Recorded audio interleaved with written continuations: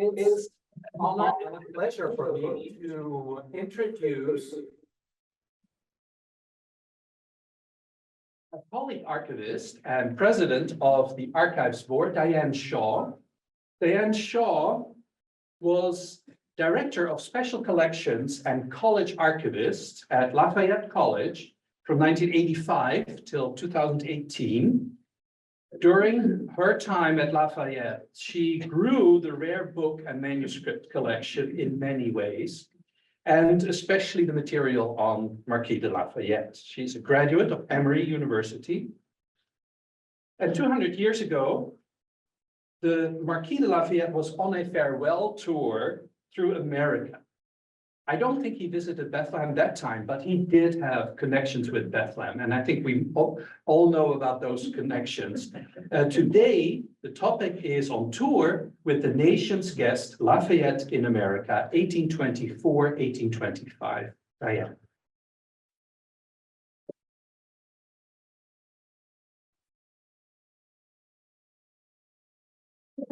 Thank you so much, Paul, and I'm so happy to see all of you here. I'm very honored to be here. Can you hear me? No, I need to Just turn the switch on. turn the switch. Technology. I am honored to be here today to share the story of America's most celebrated visitor. That feedback. Okay, please continue.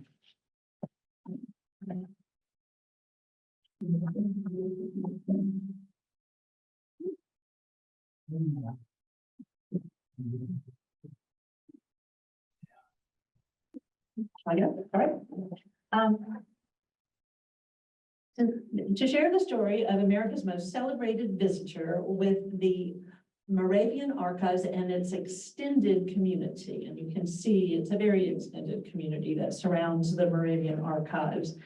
But before we invoke the extravaganza that was Lafayette's farewell tour of America, I'd like to take a moment to remember the Marquis de Lafayette's first visit to America under very different circumstances in 1777.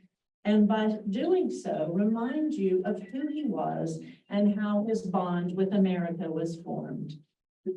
As a wealthy young French nobleman, Lafayette had heard about the revolt of the American colonies in 1775 while he was serving with his regiment in the French city of Metz.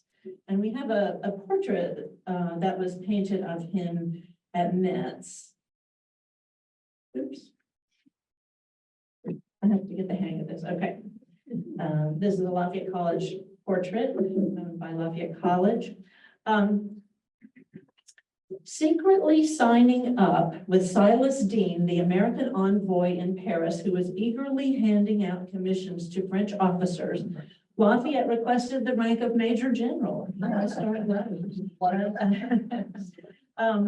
And he also requested to serve, or he offered to serve without pay. On April 20th, 1777, with a new motto for his coat of arms,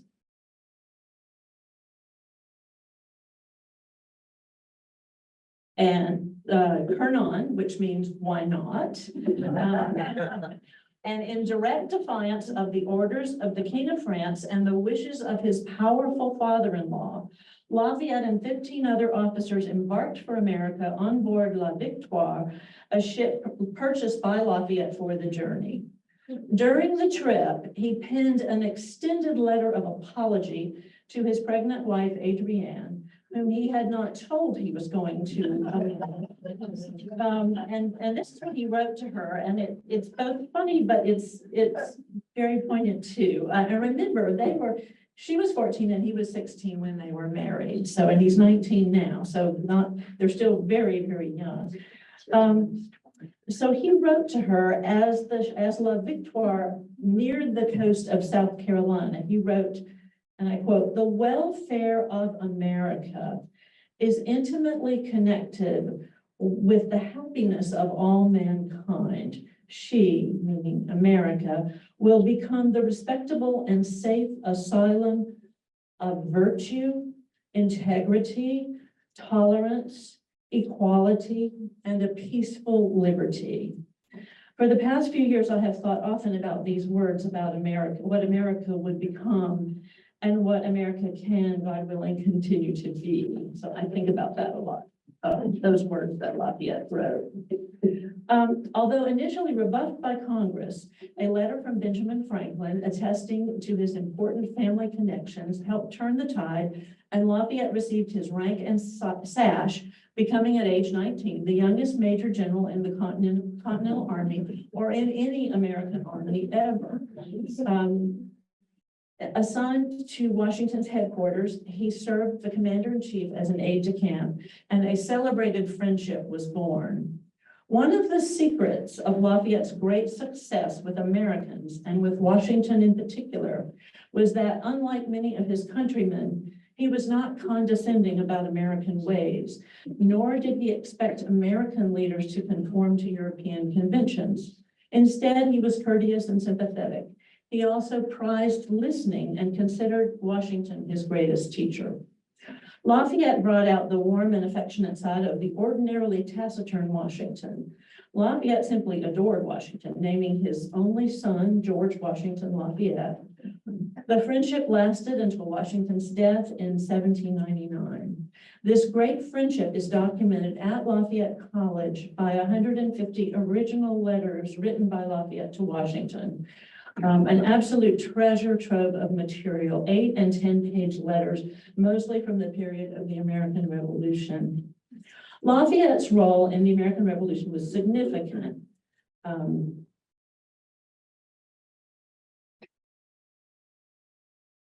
Wounded in the leg at the Battle of Brandywine, he showed great bravery just days past his 20th birthday. He recuperated here in Bethlehem, as many of you know. He was in Bethlehem from September 21st through October 18th, 1777.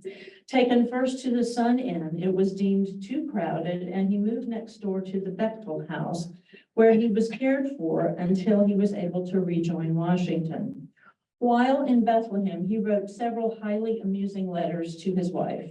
On October 1st, he wrote as follows. I am at this moment in the solitude of Bethlehem. This establishment is truly touching and very interesting. The people here lead a gentle and peaceful life. We will talk about that when I return. I expect to bore those I love, most of all you, when I give an account of my travels. You know what a prattler I am. I believe that as part of the America 250 celebrations, we'll be treated to an exhibit on Lafayette and Lafayette in Bethlehem by Historic Bethlehem Museum and Sites. I think that's going to happen. Let's see, Lafayette spent the winter of 1777 in Valley Forge with Washington. He was instrumental in helping obtain a French expeditionary force to serve in America and a French naval squadron. And he led a division through Virginia to Yorktown. We should just hold on to this.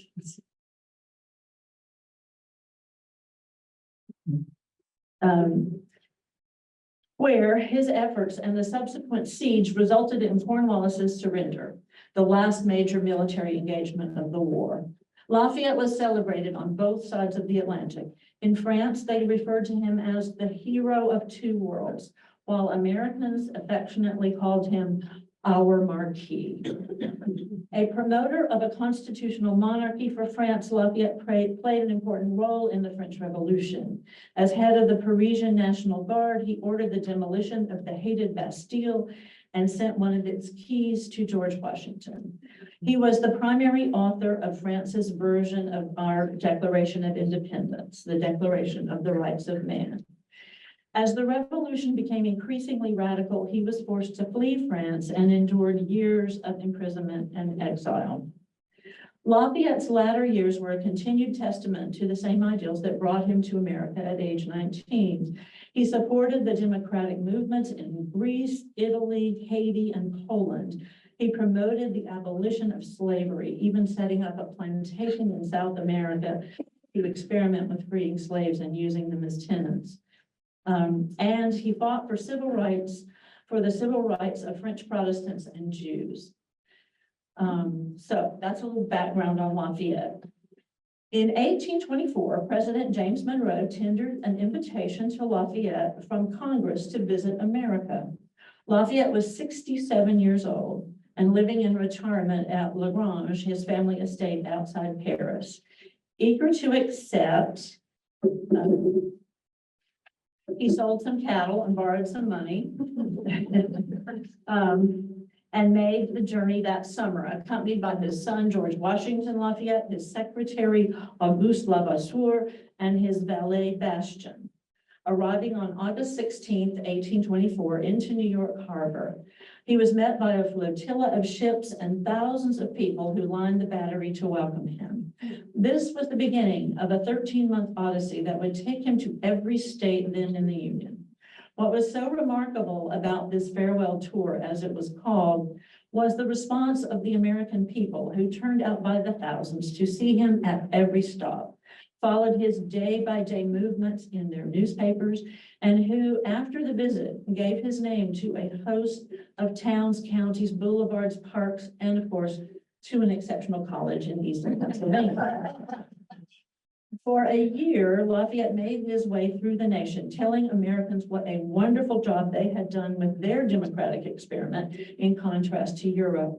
It was a message that Americans loved hearing, especially from this renowned Frenchman, who was one of the last surviving Revolutionary era heroes. By 1824, America was nearly 50 years removed from the events of the Revolution, and Americans were in a mood to look back at their own history, and by now they have a history. Lafayette was truly the guest of the nation, and this included not only the country's elite, but also the common citizens who greeted him at numerous public receptions open to all. Lafayette visited with both slaves and free blacks, to show his sympathies with the anti-slavery movement, and he met with Native Americans with whom he had been popular since his contact with them during the American Revolution. He received delegations of lawyers, clergymen, and masons.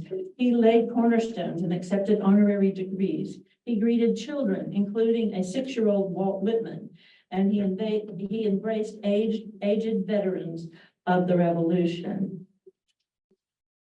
In Richmond, Virginia, 15-year-old Edgar Allan Poe joined the Junior Morgan Rifleman Volunteers, which was organized as an honor guard for Lafayette's visit to that city. And in Alexandria, 17-year-old Robert E. Lee served as a marshal in a Lafayette parade, looking so handsome in his uniform that he first caught the eye of his wife-to-be, Mary Custis, the granddaughter of Martha Washington.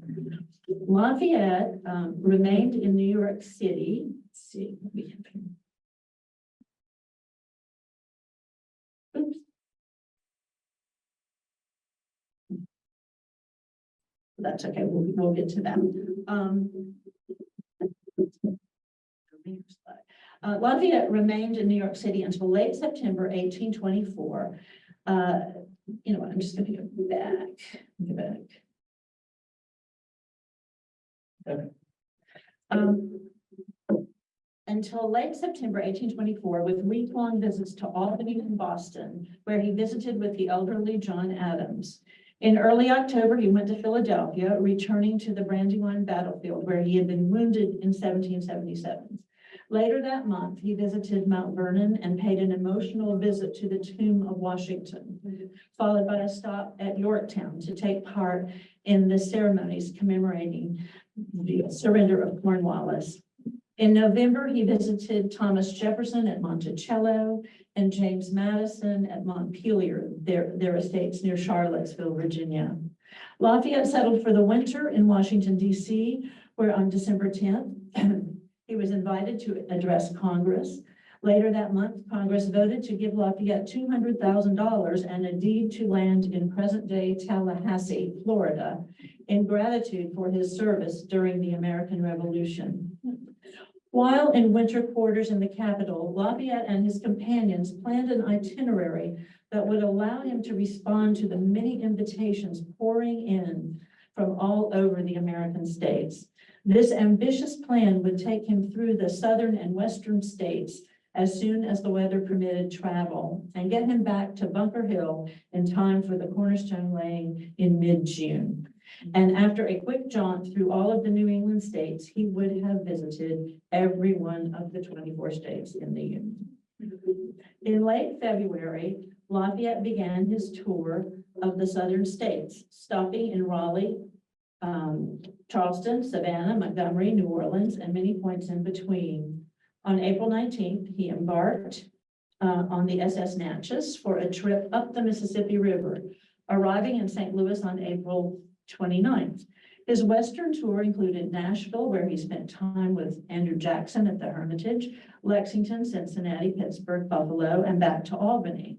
Arriving in Boston in June, he proceeded through New England and then turned south to New York, Philadelphia, Baltimore, and finally to Washington, D.C., where he was the guest of the new president, John Quincy Adams. On September 9th, 1825, he sailed down the Chesapeake for France on the new frigate Brandywine, commissioned just for this occasion. So great was the national frenzy surrounding Lafayette's visit that the major cities attempted to outdo each other in the grandeur of their welcome. For instance, New York City erected 24 triumphal arches, one for each state of the Union, for a Lafayette parade, while Philadelphia managed only 13, one for each of the original 13 colonies. But in general, Philadelphia had the advantage over New York and Boston because Lafayette had gone first to those cities, giving Philadelphians more time to prepare. So I'd like to give you an in-depth look at what went on during Lafayette's visit to Philadelphia. The welcoming procession for Lafayette into Philadelphia was, as we might say today, completely over the top. It consisted of some 10 to 20,000 people organized by their guilds or professions or military units. It has been said that there is no way to understand the scope of the Philadelphia celebration without knowing the order of procession. So please consider this parade of humanity, if you will. And that's what that little slide in there was. Let's see. Let's get to it. Okay. And I'm not going to read this. I'll let you all read it. But this tells you all of the groups that were a part of the parade.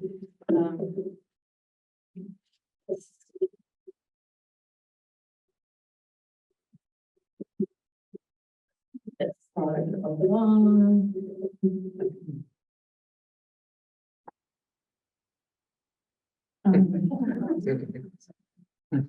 This one, I particularly want to point out, the one that says a large car containing a body of printers and also the various articles belonging to a printing office. The compositors and pressmen were at work, and the latter distributed at intervals an ode prepared for the occasion by Alderman Barker. So the poem that was distributed during the parade does exist, and it's in somebody's collection, not ours. I mean, there are multiple copies of it. And then one more. Let's see.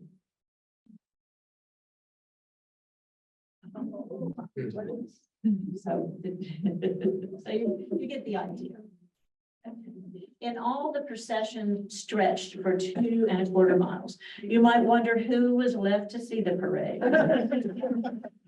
But there were 160 folks lining the streets, many of whom had come in from the countryside. Scaffolding had been set up in places to afford citizens with a better view. And in many homes, windows had actually been removed from their sashes to allow more opportunity for catching a glimpse of the guest. And then there were the triumphal arches, one of which was crowned with a live eagle. As the procession neared Independence Hall, it came to the Grand Civic Arch. Let's get to that. There you see the crowd approaching the Grand Civic Arch. And that's Independence Hall there that you see.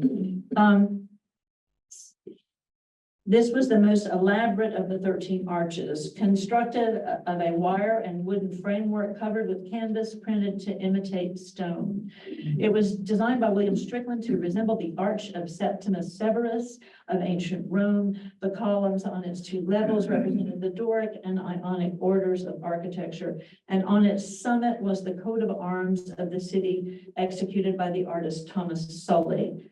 Also mounted on top were William Rush's figures of justice and wisdom, which are today at the Philadelphia Museum of Art, and they're pretty spectacular. Lafayette then entered Independence Hall, which, after standing nearly empty for 25 years, had been fixed up especially for him and lavishly decorated with drapery and wreaths and paintings from Charles Wilson Peale's museum on the second floor that had been brought down for the occasion. In fact, this impetus to restore Independence Hall for Lafayette's visit has been called the beginning of the historic preservation movement in America. That evening, a general illumination was held, wherein all houses and public buildings were lit with lamps and candles. The triumphal arches were all lit as well. The Second Bank of the United States was lighted by hundreds of small lamps hidden behind its columns, resembling, according to one witness, those alabaster palaces described in fairy tales. The thousands of people that had flocked to the city walked about gazing and marveling at the glowing city. Lafayette spent a total of 8 days in Philadelphia in the fall of 1824. Most days from 12 to 3, he spent in Independence Hall greeting delegations, listening to speeches, and responding in kind. Lafayette also visited Masonic Hall, the hospital, the Navy Yard, the Pennsylvania Institution for the Deaf and Dumb, the Eastern State Penitentiary, and the Fairmont Waterworks. I'll just interject here that when he saw the Eastern State Penitentiary, you know, that was the latest thing, to have the cell block with radiating rooms and to have people in solitary confinement. And the folks who were building were very proud of it. And Lafayette, because he had been in solitary confinement, felt compelled to tell them that that was not a healthy thing, that it promoted mental illness. But I think they did listen to him. At any rate, let's see, for his final night in Philadelphia, the city threw him a grand ball with revelry lasting until 5 in the morning. Although the Philadelphia visit was unusual because of the number and scale of the events, the basic format was the same at most other places he visited. He would usually enter a town or city with a military escort. He would be greeted by an artillery salute and the ringing of church bells, and then greeted by the mayor and the arrangements committee. The arrangements committee was in charge of finding suitable lodging and conveyance for Lafayette, as well as for setting up the public functions where he could be welcomed by the people. Formal dinners, civic banquets with the requisite 13 toasts, receptions, balls, and parties were organized, always with lavish decorations and musical entertainment. These preparations could be quite costly. For the brand new state of Alabama, only 6 years old, the expenses associated with welcoming Lafayette completely depleted the state treasury. Amazingly, the 67-year-old Lafayette withstood all these attentions very well. He was willing and, in fact, eager. He loved this, to stand for hours shaking hands with the multitudes of Americans who gathered to greet him. Observers remarked on his seeming good health, his vigor, and his stamina. His only infirmity, a limp, was widely attributed to his wound at Brandywine, but it actually resulted from an improperly set fracture of his femur in 1803. Travel on America's roads during the period of the farewell tour was arduous. Lafayette's entry into North Carolina was almost scuttled when the horses pulling his carriage became mired so deeply in mud that they could not stand up. And during his ride across mid-Georgia, the carriage shook so violently that he became quite ill. Whenever possible, Lafayette would transfer to steamship to travel on the rivers or along the coastline. Although much easier on the traveler, these conveyances also had their problems. Ascending the Hudson, Lafayette's ship, the James Kent, ran aground on an oyster bank, the result of perhaps being dangerously overloaded with New Yorkers keen to accompany Lafayette out of New York City. But the most frightening episode occurred on the Ohio River across from Shawneetown, Illinois. The steamboat carrying Lafayette and his party, the somewhat ironically named Mechanic, hit a sandbar at midnight and began sinking. All was chaos. The captain begged Lafayette to go immediately to his lifeboat, but Lafayette wasn't finished dressing. George Washington Lafayette and Lavoisier grabbed Lafayette's hands and dragged him up the stairs. But then Lafayette wanted to go back for a snuff box with Washington's picture on it. Lavoisier dutifully retrieved the snuff box, and then with great difficulty, they maneuvered Lafayette down into a lifeboat. Lafayette spent the night on shore on a fairly dry mattress that had washed up from the wreck. No one perished, but the poor captain was inconsolable for having nearly lost the nation's gift. Unpredictable travel conditions and the crush of social obligations often made it hard for Lafayette to arrive on time. Sometimes he would have to travel through the night to reach his destination. The people would wait as long as it took for him to arrive, sometimes having dinner for breakfast. Only when the visit had to be cut short was there consternation, and only once did things begin to turn ugly. This was in Newburgh, New York, when the accident on the Hudson made Lafayette extremely late arriving. And to make up the lost time, he planned to leave Newburgh shortly after dinner. The populace had expected Lafayette to attend a great ball and bestow blessings on the city's children, and they became restless. The mayor, sensing trouble, appeared with Lafayette on the balcony of the city hotel and addressed the throng. "Gentlemen, do you wish to distress the nation's guests?" No, they cried. "Do you wish that Lafayette should be deprived of his liberty in a country indebted to him for its freedom?" No, they cried again. Lafayette spoke and agreed to put in an appearance at the ball, and all was made well. Other towns had more creative ways of coping with a truncated schedule. At Edisto Island, South Carolina, the decision was made to simply hold all the planned events simultaneously. As Lavoisier later described it, we had at the same time the harangue, the public dinner, the ball, and even the baptism of a charming little infant to which the name of Lafayette was given. Another challenge was the disapproval many Americans felt about travel on a Sunday. If Lafayette needed to travel on a Sunday, he was obliged to do it quietly and without fanfare, no easy task. In Maine, the governor refused to accompany Lafayette to the state border because this trip was scheduled on a Sunday. Lafayette tried to respect American sensibilities, restricting Sunday travel and regularly attending church services, even though he was not particularly religious. Lafayette's immense popularity also disturbed some religious leaders enough that they coined a slogan, quote, "A greater than Lafayette is here," to remind their flocks that even the great Lafayette was second to the Almighty. Lafayette's popularity brought trials of another sort. Thomas Jefferson put his finger on it when he wrote Lafayette, "Really, I'm afraid they will kill you with kindness." Lafayette had to contend with a constant rain of bouquets and wreaths that were thrown into his carriage. And when they would reach a deserted part of the road, they would toss them all out. And there were the gifts showered on him by Americans: turkeys, hogs, Devonshire heifers, geese, a fawn, rocks, minerals, shells, and a rattlesnake for George Washington Lafayette. There were also occasions when the excesses of the welcome were unbefitting of America's Republican principles. For instance, sometimes the horses were unhitched and Lafayette's carriage was pulled by men, a great insult to Lafayette, according to the editor of Niles Register, who wanted Americans to remember, quote, "that we are men like unto himself and Republicans." Although long committed to anti-slavery principles, Lafayette's status as the guest of the nation made it awkward for him to speak publicly against slavery. Instead, he chose to make more symbolic gestures that conveyed his interest in the welfare of African Americans, both enslaved and free. In New York City, soon after his arrival, Lafayette visited the African Free School, which was under the direction of the New York Manumission Society.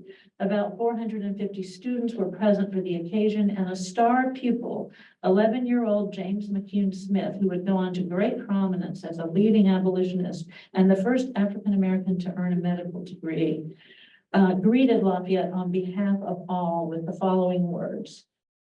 Here, sir, you behold hundreds of the poor children of Africa sharing with those of a lighter hue in the blessings of education. And while it will be our pleasure to remember the great deeds you have done for America, it will be our delight to also cherish the memory of General Lafayette as a friend to African emancipation and as a member of this institution. In February 1825 in Washington, D.C., Lafayette attended a meeting of the American Colonization Society, an organization promoting the return of freed slaves to Africa, and he was made a perpetual vice president. During his Southern tour in 1825, Lafayette publicly greeted a delegation of Black War of 1812 veterans in New Orleans, shaking hands with each, a gesture that was not often seen in America. It was during the Southern tour that at least 3 newspapers in Fredericksburg, Charleston, and Savannah published notices requesting that white citizens keep their slaves away from Lafayette events. The Savannah Georgian printed a letter from the mayor that read,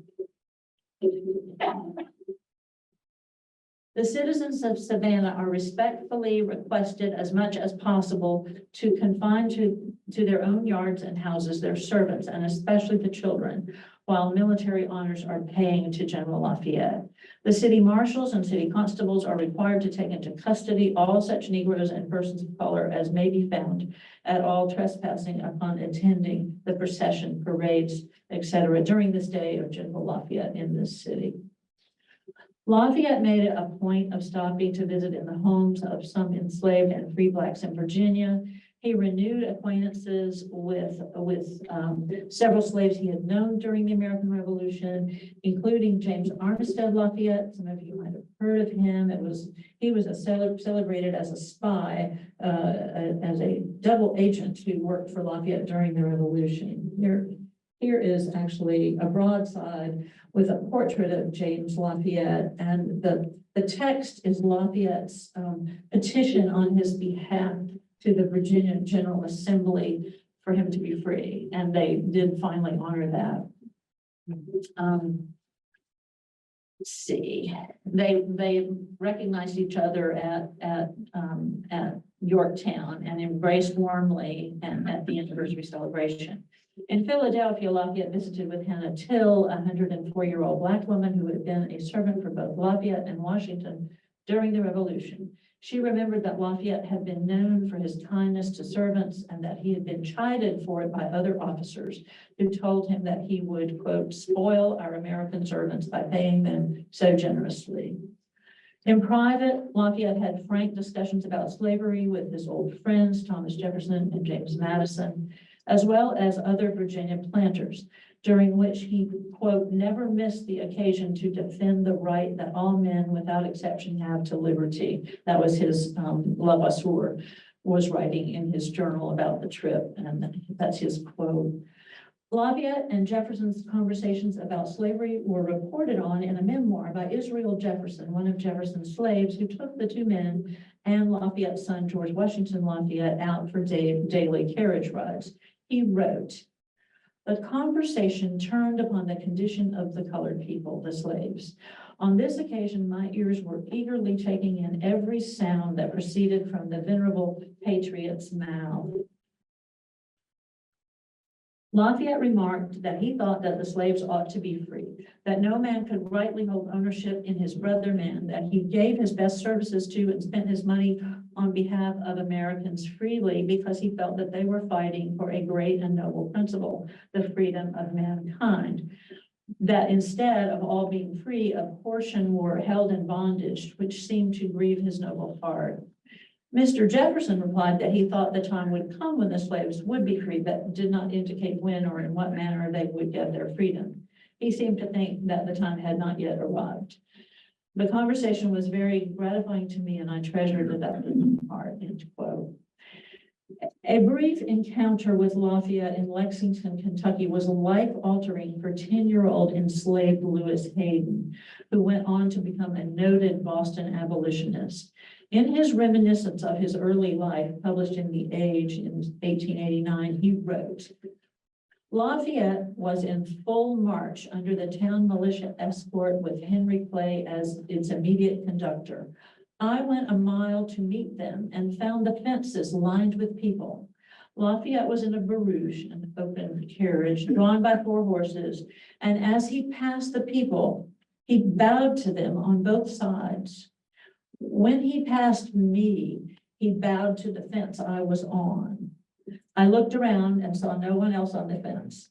And what did I do but roll right down on the ground, frightened almost to death? Lafayette was the most famous man I had ever heard of, and you can imagine how I felt, a slave boy, to be favored with his recognition. That act burnt his image upon my heart so that I shall never need a permit to recall it. I date my hatred of slavery from that day, and I tell you that after that, I allowed no moving thing on the face of the earth to stand between me and my freedom. It has been suggested that Lafayette's visit may have contributed to the escalation of anti-slavery protests in the late 1820s, primarily by underscoring the hypocrisy of a nation founded in freedom that still kept 1/6 of its people enslaved. A particularly ironic poem entitled Address to General Lafayette from the Slaves in the Land of Freedom was published in Boston's Columbian Sentinel in October 1824. Lafayette also made a point to visit with Native Americans.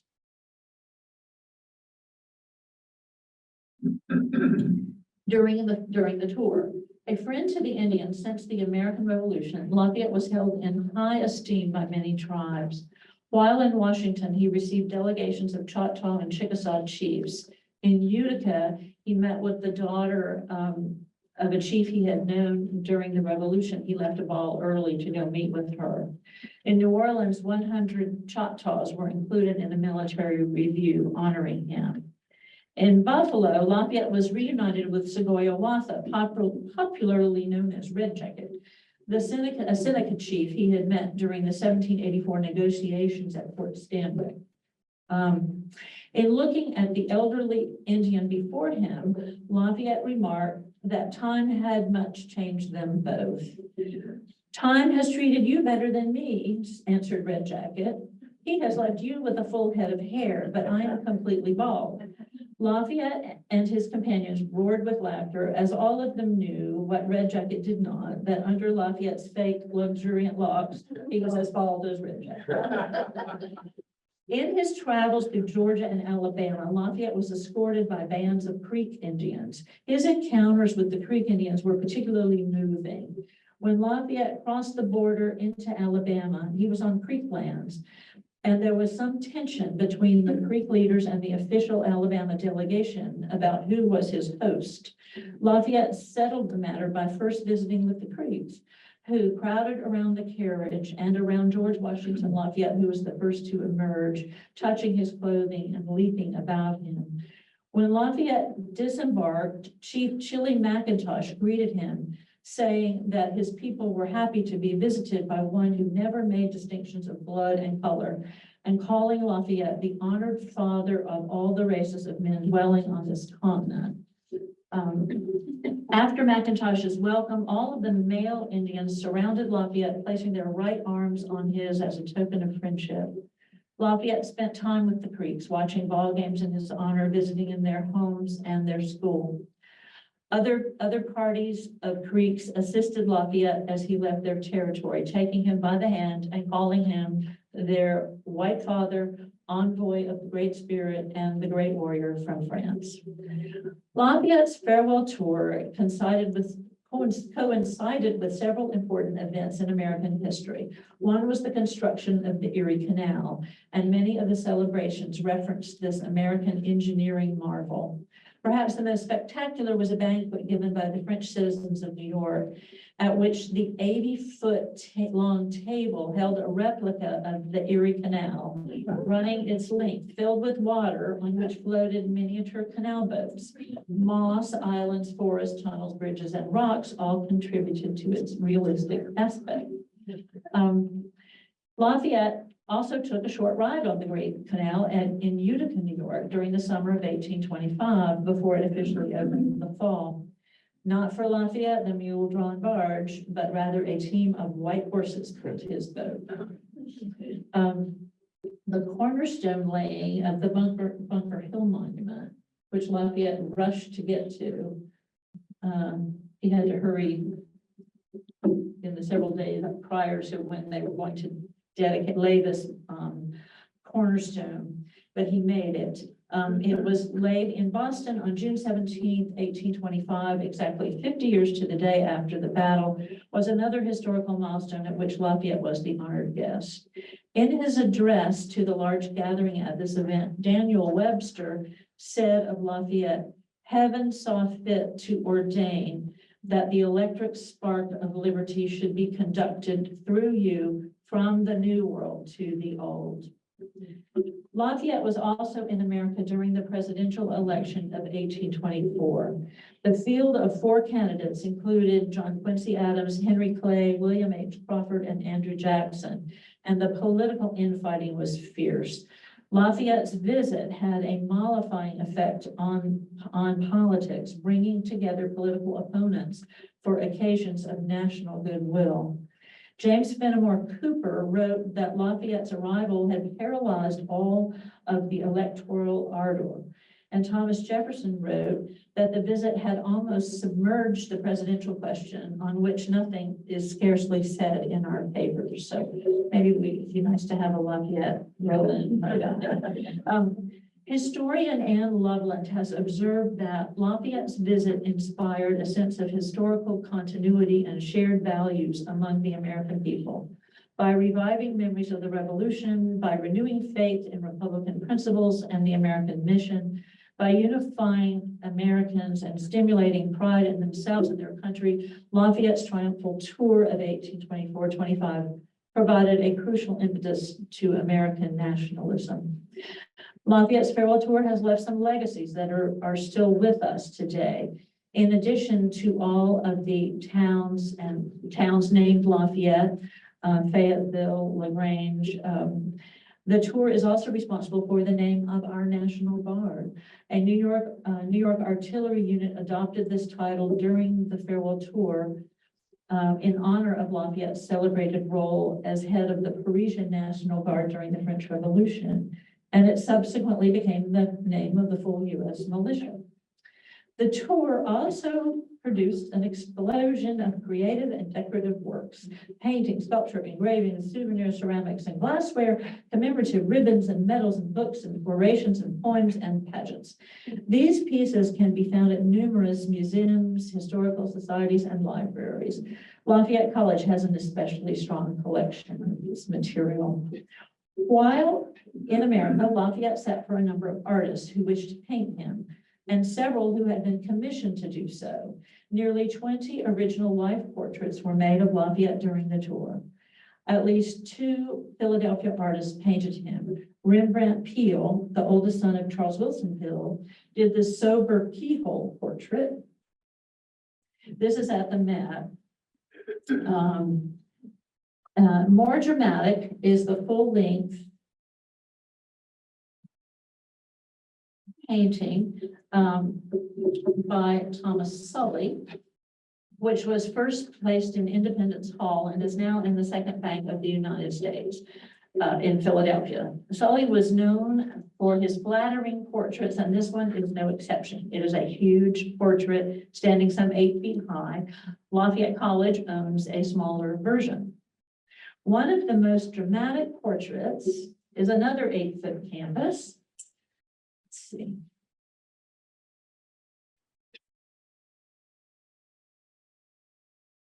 By New Yorker Samuel F.B. Morse. Morse was a young painter who had studied with Benjamin West in London, and he was awarded the coveted commission by New York City to paint Lafayette, beating out Rembrandt Peale for the honor. Lafayette sat for Morse in Washington, D.C. in the winter of 1825. Morse began with a study of Lafayette's head. It's very dramatic.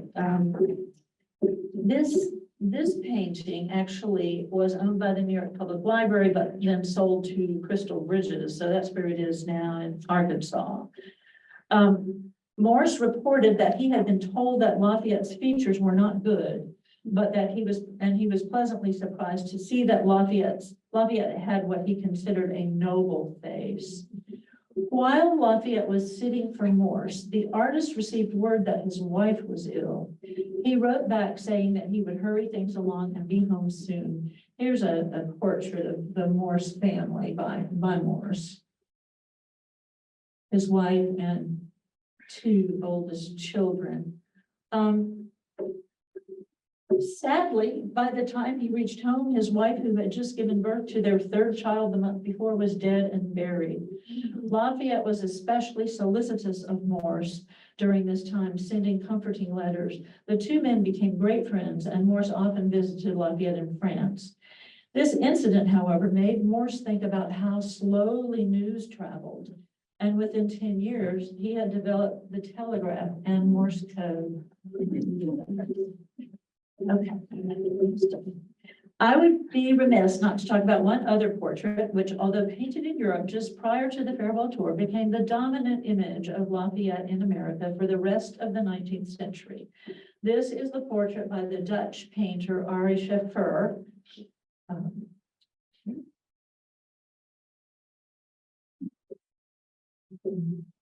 Which he began in 1818, soon after Lafayette was elected to the Chamber of Deputies. It was exhibited in the Paris Salon in 1819 and praised for its simplicity and lack of pretension, perfect for the depiction of a Republican leader.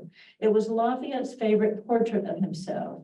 Scheffer painted two replicas in 1822. One went to Lafayette at Lagrange, and the other was kept by the artist and was eventually sent to America during the farewell tour, a gift from the artist to the U.S. House of Representatives. Many of you will have seen it in the House chamber hanging to the right of the rostrum. One of the things that solidified the popularity of the Scheffer portrait in America was the creation of an engraving from the portrait by Jean-Marie Leroux. Let's see. Picture of the engraving. There it is. Lafayette brought copies of the engraving with him to America and handed them out to friends throughout the tour. Soon, renderings of the image adorned a host of prints and commemorative objects, including banknotes. Here on several banknotes use that. The first seal of Lafayette College, that's the Scheffer Lafayette. And here is a particularly nice calligraphic piece with Lafayette, with the Scheffer image in the center. This is the magnanimous and illustrious Lafayette. Prints like these were for a higher end market during the tour, but there were also plenty of affordable pieces for the ordinary citizen. This is one of my favorites. This woodcut shows the populace in a small town welcoming Lafayette in his carriage. And it is a great reminder of Lafayette's egalitarian spirit and willingness, and even his desire to greet all classes and races during the tour. And here is a wonderful folk art painting of Lafayette visiting Levitt's Tavern in Chichester, New Hampshire, drawn and decorated by the tavern owner's son, Joseph Warren Levitt. Today, it can be seen at the American Folk Art Museum in New York City. Another image that got a lot of play was this image by Samuel Maverick of the landing of General Lafayette at Castle Garden in New York, the 16th of August, 1824. This is a design for a snuff box, but this image was used on many things, and most famously on a set of Staffordshire dinnerware. This is the platter from that set. Almost, it had every possible dish, from coffee pots to egg cups. Here are two more Staffordshire designs, both by Enoch Woods and Son, Lafayette at Washington's tomb, and views of Lafayette's home, Lagrange. One could find Lafayette on almost any kind of ceramic, and here are some more examples, and we'll move very, very fast. Okay. This is a redware or earthenware, creamware. This is a polychrome plate, a copper lusterware pitcher, a canaryware mug, and another piece of Staffordshire ware. And at least 8 different glass flasks commemorated Lafayette during the tour. This one has the Liberty Cap on one side, surrounded by stars. Other souvenir items included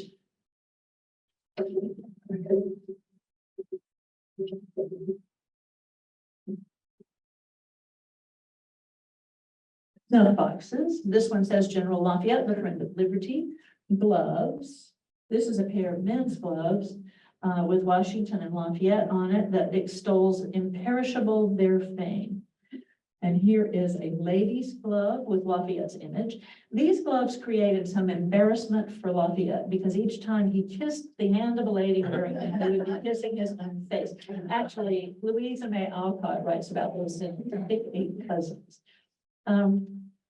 Silk ribbons were very popular and would have been worn pinned on one's clothing. These ribbons say Lafayette, the friend of freedom, the country's boast, honor, gratitude, and public esteem. General Lafayette, welcome to the land of liberty, and Lafayette, the companion of Washington. One could dress in a Lafayette printed fabric. Here's a vest made from one such pattern. To keep one's clothes looking nice, one could have a clothes brush with the bristles dyed to spell out Lafayette 1825. One's children could be fashionable as well. Here is a child's shoe stamped welcome Lafayette. There was even Lafayette furniture. This is a pier table with Lafayette's image on it from the Chrysler Museum collection. And here's a Lafayette chair from the Baltimore Museum of Art and a welcome Lafayette drum from Old Sturbridge Village Museum. And finally, one of my favorite items, the playing card with Lafayette as the ace of spades. I had long wondered about the rest of the deck. You know, and we had the single card, and we were fortunate that an alumnus gave us his playing card collection, and it had the full deck. And actually, the rest of the deck is very ordinary. Only the ace of spades commemorated Lafayette. So, next Monday, Lafayette College is opening an exhibit showcasing its wonderful collection of memorabilia from the farewell tour. The show is curated by Anna Lours and Rico Reyes. It's in the Lafayette College Art Gallery. And the designer of the exhibit is someone many of you know, and that's Heather Reiner. The opening is at 2 p.m. at the Williams Center on Monday, and there are festivities before that. If anyone is interested, I'll be happy to give you more details. You can actually order a French lunch for a meeting. A decade after the farewell tour, America again commemorated Lafayette with ringing bells and swags of bunting, but this time the bells were muffled and the bunting was black. Word had come of Lafayette's death in Paris on May 20th, 1834, and the nation plunged into mourning.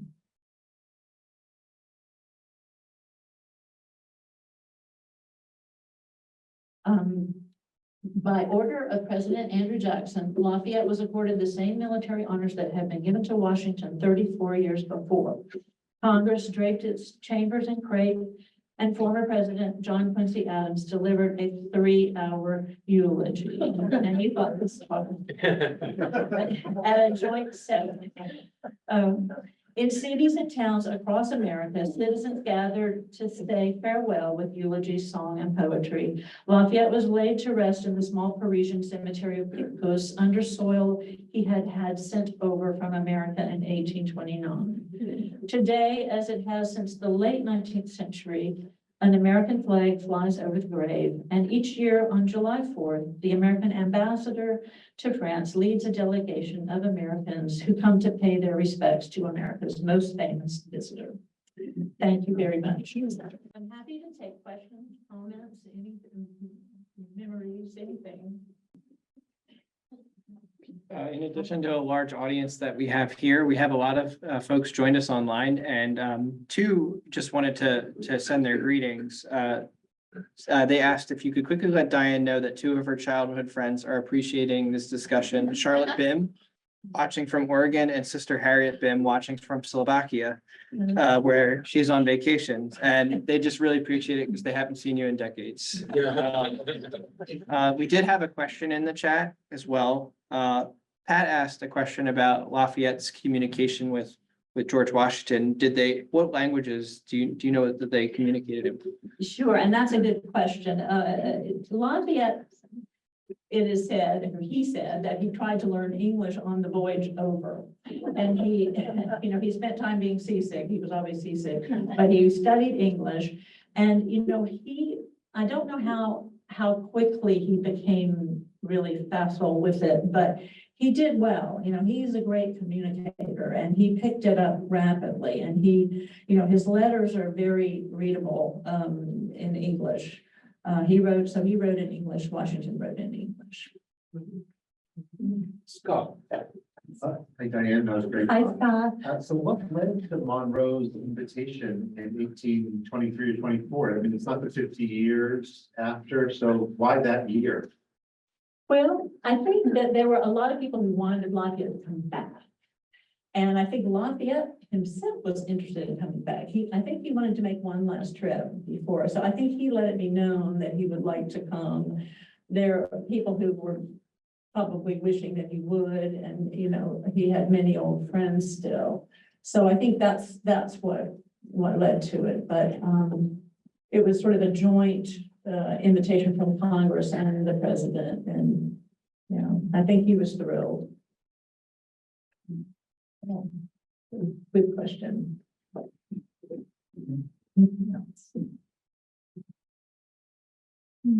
Are there questions in the chat?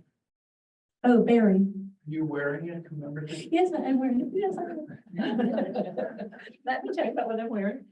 This is a cockade, a Lafayette cockade, and it's done sort of in the fashion of what people might have worn to a Lafayette ball or party. The American Friends of Lafayette created this, and they sell it on their website, and it's nice. But what's interesting about it is Lafayette created the cockade during the French Revolution that people wore, and of course, it was red, white, and blue because he was such an American promoter. He designed this red, white, and blue cockade for France, and so France ultimately ended up with a red, white, and blue flag because of that. So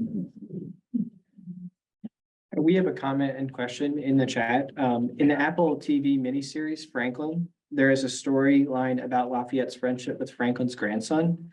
Could you say something about this? yeah, and I don't know that story. He was Lafayette was close to Franklin, and I can tell you on Franklin's story, but I'm afraid I can't shed much light on Lafayette's friendship with his son, although it makes a lot of sense. But Ben Franklin, when Lafayette would go home on furlough from the Revolution, and a baby was born sort of each time, and so Lafayette sent word that let's see, his youngest daughter had just been born, and they named her Virginie because he had just finished the Yorktown campaign. They named her for Virginia. And so Benjamin Franklin writes back to him. He said, well, that's very nice. I see that you're going to be going through the American colonies. And while I think that, Carolina and something else in Georgia will be lovely for the girls, but I don't think that Massachusetts and very good. So I'm just punching a Franklin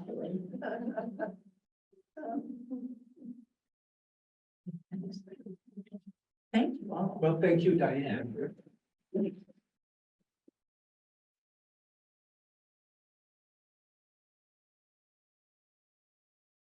Thank you so much for taking us on this wonderful tour with the nation's guests through the country and talking about so many aspects of this tour. I appreciated that you also talked about this encounter with enslaved people, with the Native Americans, and that everyone was included in the tour. Thank you, Paul. That's an important thing to know about Lafayette, and his record on human rights is pretty amazing. He, not only did he work very hard to get some rights for French Protestants who had none before the French Revolution, he also was a supporter of women. He promoted their causes and consulted with them. He's been called a proto-feminist by one historian. He was against the death penalty. And against solitary confinement, as I told you earlier. So there's really a lot to know about him. He's sort of always on the right side. So he was a superstar, but he also was socially. Yes. Thank you. I have a few announcements to make. First of all, we invite you all to stay a little bit. There are refreshments in the back. The reason that we're here and that we're oriented this way is that we cannot be in the gallery. We're setting up for a new exhibit that will open in November. And the topic of the exhibit is the 100th anniversary of the Hill to Hill Bridge, everybody in the Lehigh Valley knows. And you can see a wonderful exhibit here at the archives about the history of the Hill to Hill Bridge, and also parallel at Lehigh University. There will be an exhibit. We are going to do something very exciting in December. The archives has been asked to be at the Star and Candle shop at Central Moravian Church's Puts. And the Star and Candle shop is a store with wonderful Christmas items. This year, the archives is going to be there and is going to organize it all. But we need your help. If you are interested in helping us, volunteering us, selling things in the month of December, talk with Kelly, and she can tell you about what is involved in helping at the Star and Candle shop. We do need your help. Upcoming events, some of you have heard about an upcoming webinar on Moravian settlements. If you haven't heard about it, go to our website. It's a 3-week webinar on what are Moravian settlements, how are they organized, how are they different from other types of congregations. And I will be teaching that, and I hope that you will sign up for that. And then lastly, I would like to encourage you to help us make possible that we do these lectures in the future by just making a donation. I am very grateful for those of you who have donated when you signed up, but maybe you would like to help us so that we can have lectures in the future. Thank you so much, and help yourself at our table with refreshment. Thank you so much for coming. Thank you.